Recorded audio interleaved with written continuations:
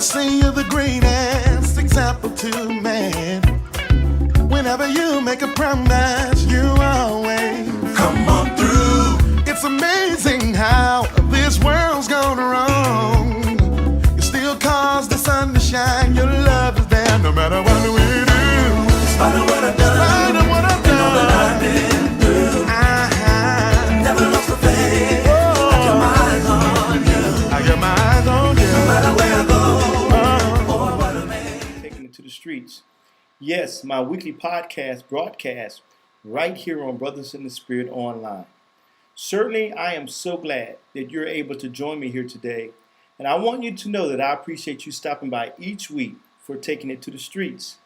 And I want to encourage that you tell a friend or even send this podcast to a friend so that they too can become blessed by these weekly podcasts. And let me say that I am so excited about what God is doing in and through this ministry. As you know, Brothers in the Spirit is now celebrating its third year of ministry. Certainly, I don't take any of the credit, but it's through God's grace and mercy that this ministry has been and is still impacting lives all around this world. And I like to say that if Brothers in the Spirit ministry has been a blessing to your life, please consider becoming a supporter of this ministry through your financial giving. You see, when you donate to this ministry, your donations will help to take and spread this and other messages of God's love to someone who's in need of a hope. I want you to know that whatever size gift you give, it will be greatly appreciated. Once again, thank you in advance for what you can give. Now, today, I have another inspiring word from the Lord. Let me ask you a question. Have you ever gotten to a place in life where things wasn't quite the way you would wanted them to be? You thought by now you would have had that dream job. Perhaps you didn't think it would have taken so long to find that partner or significant other. Maybe you're someone who thought by now God would have developed your ministry.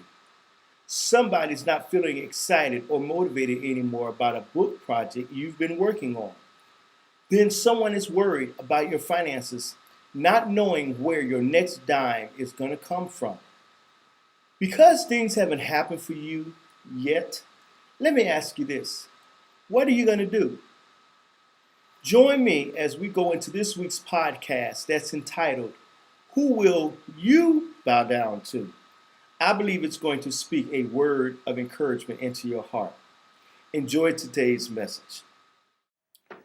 I'm reminded of a story in the Bible of 3 Hebrew boys and a king called King Nebuchadnezzar, who'd built a golden image. Now, as time would have it, the king sent out a decree to the entire region that when all the people would hear a particular musical piece that was chosen by the king played, that they must bow down to worship the golden image. Well, the 3 Hebrew boys named Shadrach, Meshach, and Abednego refused to bow down to worship the king's golden image. When King Nebuchadnezzar heard of this, he got very angry and had the 3 Hebrew boys brought to him. He demanded them in his presence to bow down to worship the image, or they'd be thrown into a furnace of fire. Well, this didn't scare the Hebrew boys at all. They said to the king, "O Nebuchadnezzar, we are not careful to answer thee in this matter.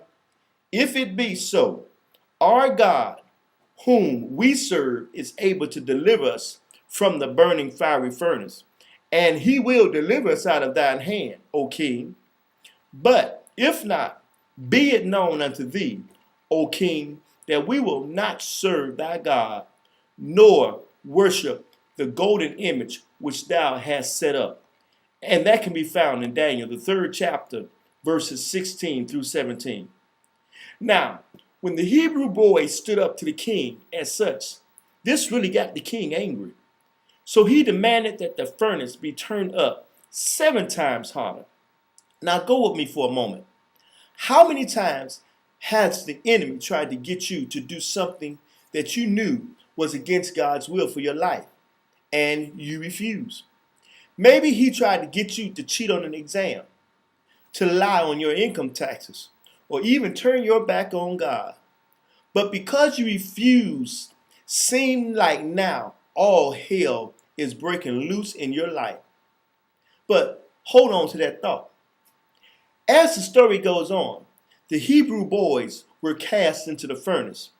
However, those that threw them into the furnace checked back a while later. They didn't just see 3, but they saw 4 individuals in the furnace, and the 4th one was like unto God. Just like the Hebrew boys promised, God was with them in the fire, and he did deliver them out of the fire. Let me say this. There are going to be times in our lives when the enemy will try to get us to bow down. The way he'll try to do this is by causing us to give up on what God has promised us. But now is not the time to throw in the towel. If you have been waiting on a promise from God, don't give up on what God promised you. If God promised it to you, he is faithful to his word. Understand that while you're waiting for your blessing, the enemy is going to be there to discourage you in any way he can. Maybe through a broken relationship, a temporary financial setback, a close friend turning his or her back on you, an eviction notice, or whatever the enemy may try to use. Just understand that there's going to be times when it seems like all hell around you is breaking loose. Just remember, during those times, God is still right there with you. When the enemy tries to get you to become discouraged, just understand it's the same as him trying to get you to bow down to him. If you give up on God and begin to believe the devil's report, that's when you bow down to the enemy. The 3 Hebrew boys knew where their faith lied. Just as God was with them as they went through the fire, know that your heavenly Father will be with you also while you're going through your fiery furnace too. Don't give up on that job. Don't give up on that relationship. Don't give up on your ministry or whatever it is that you've been trusting God for. If you refuse to bow down, I guarantee you that your victory will come to pass. Let me say this to you. Giving up isn't an option. Did you know that? Even though what you're going through right now in your life, it may feel like you're in the midst of your fiery furnace, but you cannot afford to give up right now. Somebody is right there at the door of your blessing. Understand that the enemy will use any and everything in his power to cause you to bow down to him.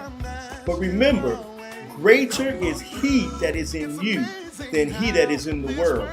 The 3 Hebrew boys not only thought that, but they knew that for a fact, that the enemy was already defeated. Just like God was there with the Hebrew boys, allow God to minister to you even while you're in your fiery furnace. And just like he delivered the Hebrew boys out, he's going to do the same for you. Well, my time is just about gone. But before I go, let me say this. Remember, there is no problem too big that our God cannot solve. Stop complaining about how big those problems are and start telling those problems how big our God is. I want to thank you for stopping by today, and I look forward to seeing you next week for another Taking It to the Streets. And until then, I want you to remember to take care and be blessed.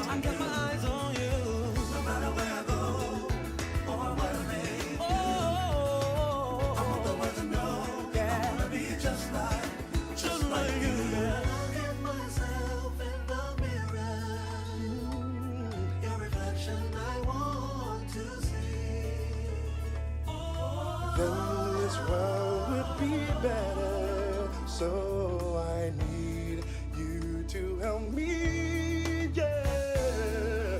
I really wanna walk like you. I even wanna talk like you. Doesn't matter what they say or do. I know that this is true.